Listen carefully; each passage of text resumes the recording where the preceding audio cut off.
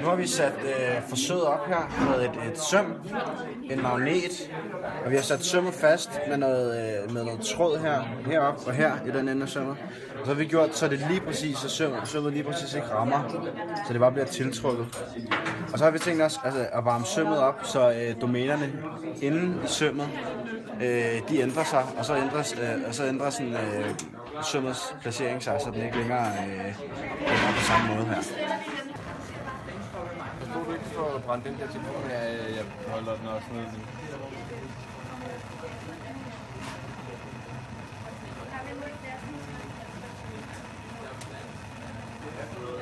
synes ikke, du skal gribe sømmet, du kan. Vi laver bare voice-over.